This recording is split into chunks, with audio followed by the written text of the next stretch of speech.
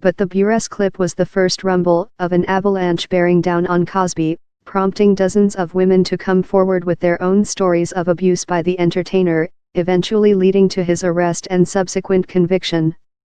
"I'm hoping that's a permanent change, that there isn't the idea that you get to a point of success that you can do whatever you want," said Aviva Orenstein, a law professor at Indiana University who has studied sexual assault cases. "Jokes about casting couches, I mean, that was tolerated for years. Sexual favors are expected, and genius is recognized as an exception to decency." Cosby, once the beloved star of the 1980s television comedy The Cosby Show, eventually faced accusations from some 60 women stretching back decades, some of which had long been known but previously failed to gain traction. His arrest in late 2015 predated the Me Too movement, which gained steam following multiple allegations against movie mogul Harvey Weinstein, by nearly 2 years. But Deborah Tuerkheimer, a law professor at Northwestern University and an expert on sexual assault cases, said Cosby's case, as well as the election of U.S. President Donald Trump in 2016, helped seed the ground for the coming wave. "I do think you can draw a line between the Cosby case and where we are now," she said.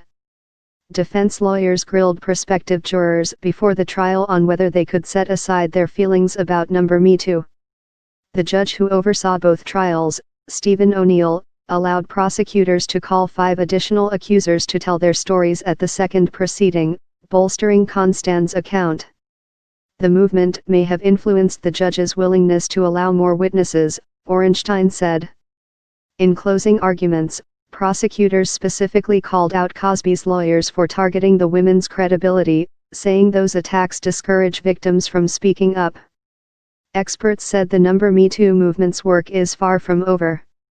In Cosby's case, he was only convicted after a jury heard from several women, rather than only one, underscoring the challenges sole accusers can face.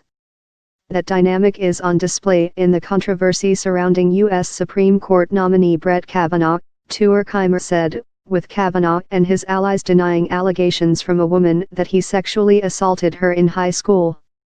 "I think for a lot of survivors, they can see themselves in this story," she said.